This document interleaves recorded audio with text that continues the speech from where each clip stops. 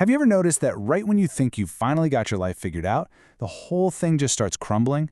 I mean, you're finally making real progress on your goals, your habits are completely dialed in, you are crushing it at work, and then, bam, it's like someone hit a giant chaos button.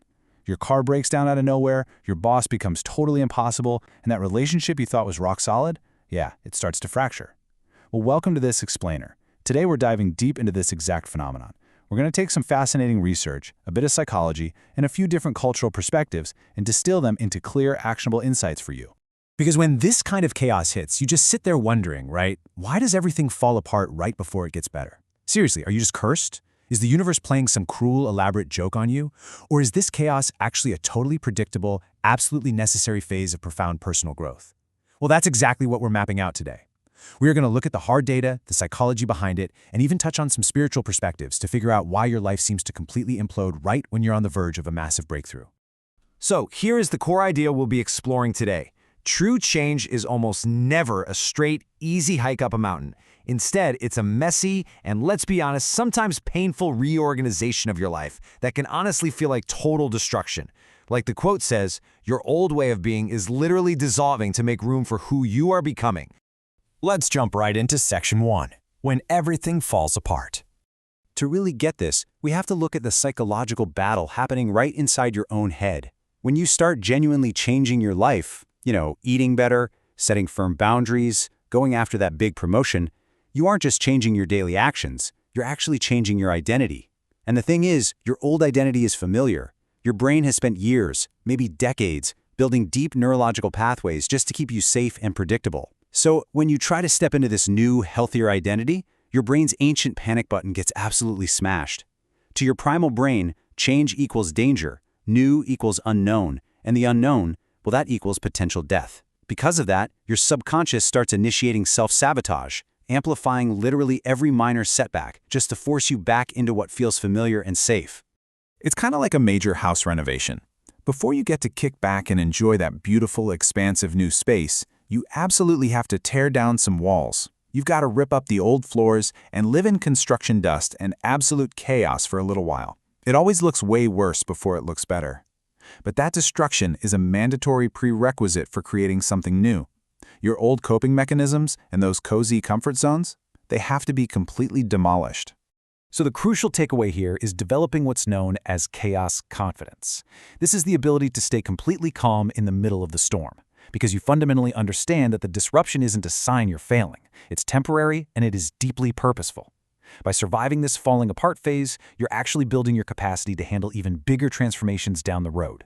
You stop seeing the chaos as a reason to just throw in the towel, and you start seeing it as a reliable indicator that a major breakthrough is on the horizon. Moving on to Section 2, the social cost of success. We've looked at the internal neurological battle, right? But what about the external world? There are real, unspoken consequences to doing all this inner work.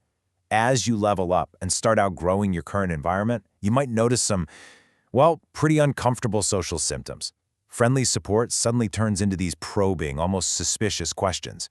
Instead of just being happy for you, friends might start asking things like, wait, exactly how much are you making per month? Or where are you even getting these clients? You'll start to notice them getting triggered by your growth. They might be forcing smiles with their eyes when you share your wins, or constantly comparing their own success to yours. And look, this happens because your courage to actually chase your dreams can act like a mirror, highlighting the areas where they were maybe too afraid to take action themselves. Now, when this happens, it can bring up a ton of guilt. But I want you to remember this vital reassurance. Shedding these connections is not about arrogance. It's not about thinking you're somehow too good for anyone. It's simply an inevitable shift. Just like trees drop their leaves in autumn to prepare for spring, you are shedding inauthentic dynamics to make space for people who genuinely celebrate your destiny. You are quite literally making room for your true tribe. Which brings us to Section 3, the universe's final test. In many soulful and spiritual traditions, there's this fascinating belief that the universe doesn't actually punish you, it tests you. And these tests, they can show up as repeating challenges. Like maybe the exact same type of conflict just keeps happening at work or in relationships.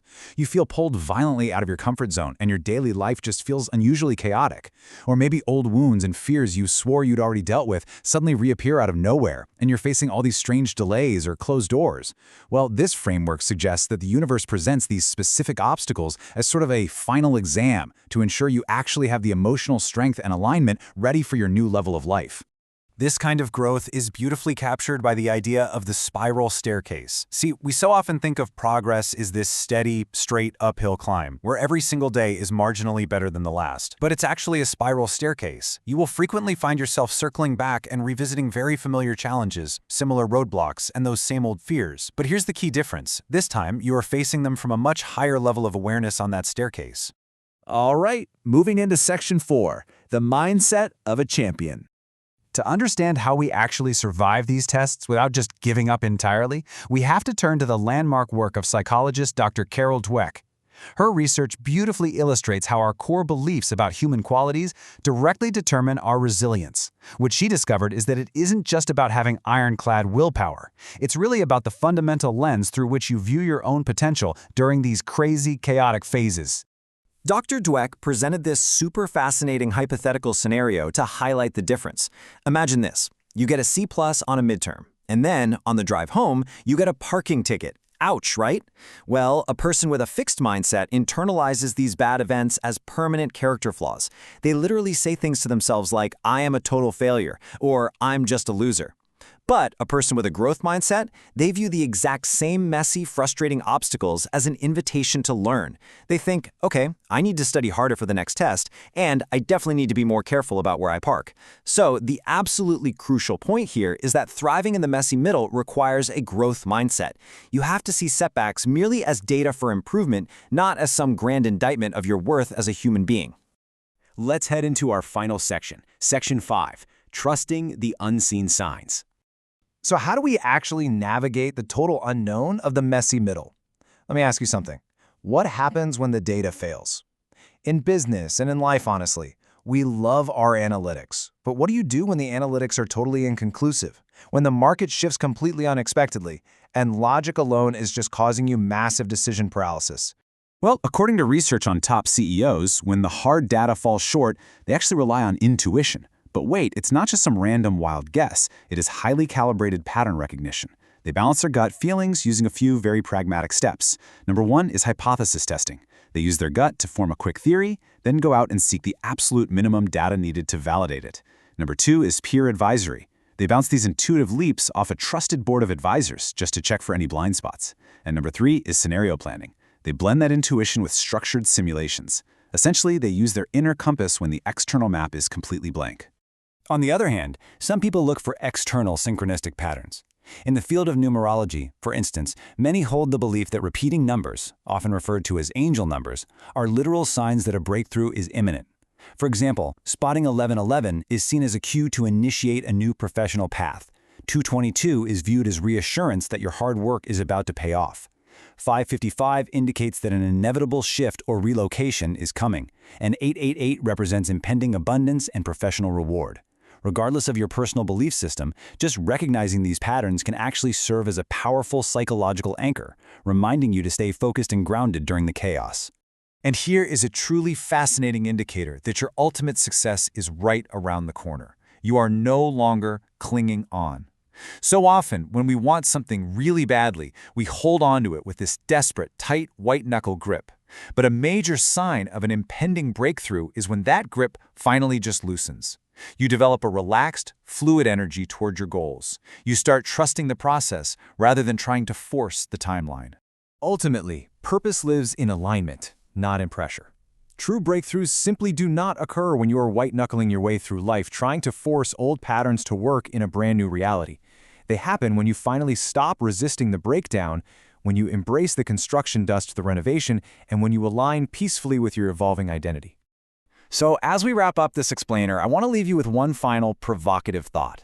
The next time your life feels like it's completely unraveling right at the exact moment you were making solid progress, just stop and ask yourself, are you cursed or are you just growing? Because maybe, just maybe, the chaos isn't the end of your story. It's simply the messy, beautiful birth of your ultimate success. Take that with you today and keep pushing forward.